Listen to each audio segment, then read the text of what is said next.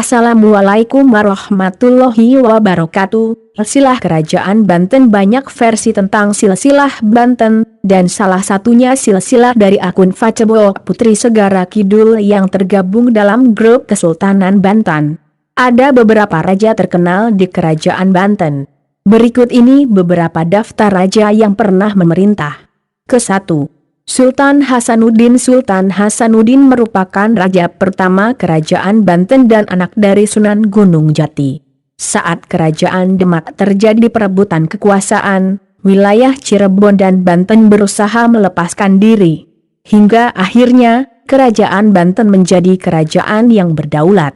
Sultan Hasanuddin sendiri berkuasa selama 18 tahun dari tahun 1552-1570 di bawah kepemimpinan Sultan Hasanuddin. Kerajaan Banten berhasil menaklukkan wilayah Lampung yang memiliki banyak hasil rempah-rempah. Terlebih lagi, Selat Sunda yang menjadi jalur pelayaran dan perdagangan terkenal. Selama kepemimpinannya juga, Bandar Bantar berhasil menjadi bandar yang ramai dikunjungi oleh para saudagar dari Gujarat, Venesia dan Persia. Sultan Hasanuddin wafat pada tahun 1570. Kepenguasaan Kerajaan Banten kemudian digantikan oleh anaknya Maulana Yusuf. Kedua, Maulana Yusuf. Raja kedua Kerajaan Banten adalah Maulana Yusuf yang berkuasa dari tahun 1570 hingga 1580. Selama kepemimpinannya, Kerajaan Banten berhasil menundukkan Kerajaan Pajajaran yang berada di Pakuan. Bahkan, beliau berhasil menurunkan Prabu Sedah yang merupakan Raja Kerajaan Pajajaran. Hal ini yang menyebabkan banyak rakyat Pajajaran yang mengungsi ke gunung. Keturunan rakyat Pajajaran kala itu masih bisa kita lihat sebagai suku Badui. Ketiga, Maulana Muhammad. Setelah wafatnya Sultan Maulana Yusuf, tahta Kerajaan Banten diduduki oleh anaknya, yakni Sultan Maulana Muhammad. Namun, saat beliau naik tahta masih dalam usia belia, yakni 9 tahun, sehingga tahta kerajaan dipegang oleh Mangkubumi Jayanegara hingga beliau berusia cukup dewasa, yakni 16 tahun. Saat pemerintahan Sultan Maulana Muhammad, Kerajaan Banten menggempur Kesultanan Palembang yang didirikan oleh Ki Gendeng Syur. Ki Gendeng Syur sendiri masih keturunan Kesultanan Demak, sehingga Kerajaan Banten yang juga merupakan keturunan Demak. Keempat, Pangeran Ratu atau dikenal dengan Abdul Mufahir merupakan raja keempat dan pengganti Sultan Maulana Muhammad. Pada saat tahta beliau masih berusia 5 bulan, sehingga kepemerintahan dibantu oleh Mangkubumi Rana Manggala. Pada pemerintahan Pangeran Ratu inilah bangsa Belanda yang dipimpin oleh Cornelis de Sigehoutman pertama kali mendarat di Banten pada tanggal 22 Juni 1596. Kelima, Sultan Ageng Tirtayasa. Sepeninggalnya Pangeran Ratu, Kerajaan Banten diduduki oleh anaknya, Sultan Ageng Tirtayasa. Dalam masa pemerintahan beliau inilah, Kerajaan Banten mengalami kemajuan yang pesat. Bahkan, Kerajaan Banten menjalin hubungan dengan negara luar, seperti Moghul dan Turki. Walaupun begitu, beliau tidak mau bekerja sama dengan Belanda. Keenam, Sultan Abdul Nasar. Raja terakhir Kerajaan Banten adalah Sultan Abdul Nasar. Selama masa pemerintahan, beliau masih bersikukuh tidak mau bekerja sama dengan Belanda. Sayangnya, kekuasaan Belanda semakin kuat. Alhasil, Kerajaan Banten menjadi runtuh.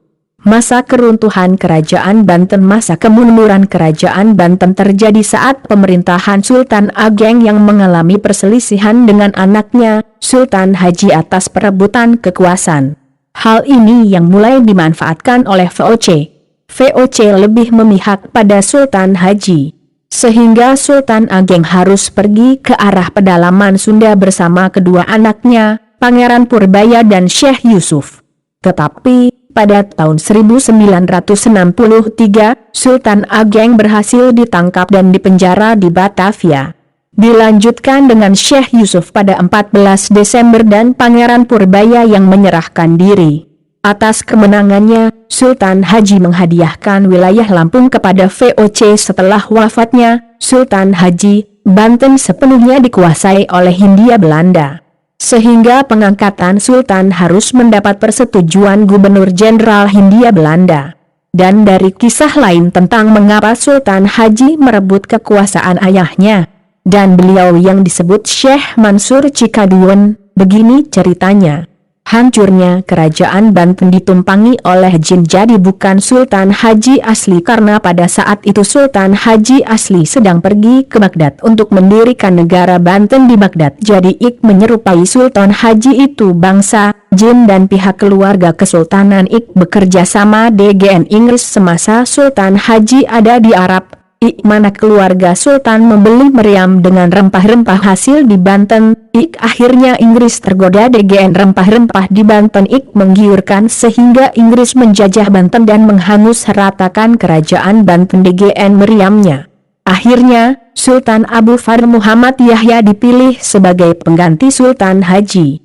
Kemudian digantikan oleh Sultan Abdul Mahasin Muhammad Zainal Abidin. Penyerang Banten terjadi saat pemerintahan Sultan Muhammad bin Muhammad Muhyiddin Zainul Salihin. Penyerang tersebut terjadi karena Sultan menolak memindahkan ibu kota Banten ke Anyer. Hingga tahun 1813, kerajaan Banten runtuh dan dipegang oleh Inggris. Peninggalan kerajaan Banten.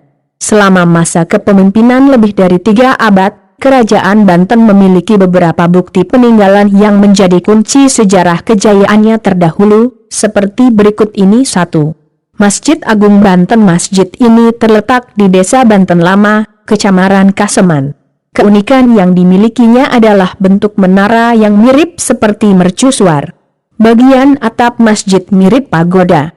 Pada bagian kanan dan kiri terdapat serambi dan makam Kesultanan Banten dan keluarganya. 2. Istana Keraton Kaibon. Istana ini merupakan tempat tinggal Bunda Ratu Aisyah. Beliau merupakan ibunda dari Sultan Syaifuddin III. Istana Keraton Surosowan. Istana ini menjadi sentral pemerintahan kerajaan Banten sekaligus tempat tinggal para Sultan Banten. 4.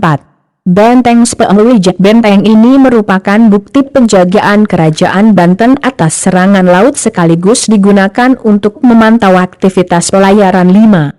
Danau Tasikar. Di danau ini merupakan danau buatan pada masa pemerintahan Sultan Maulana Yusuf dengan lapisan batu bara dan keramik. 6. Vihara Avalokitesvara. Peninggalan ini merupakan bukti akan keterbukaan kerajaan Banten dengan seluruh agama. Pada dinding wihara terdapat relief legenda siluman ular putih. 7. Meriam Ki Amuk. Meriam ini terletak di dalam bentang Speulwijak. Dinamakan demikian karena konon katanya meriam ini memiliki daya tembakan jauh dan ledakan yang besar. Dan perlu digaris bawahi bahwa Sultan Haji adalah Syekh Mansur yang berada di Cikaduwen dan menjadi aulia Allah. Maka jika ada cerita bahwa Sultan Haji itu pengkhianat, itu kisah yang salah dan sengaja dibikin oleh Belanda untuk menghancurkan para ulama. Sekian dulu. Terima kasih. Wassalamualaikum warahmatullahi wabarakatuh.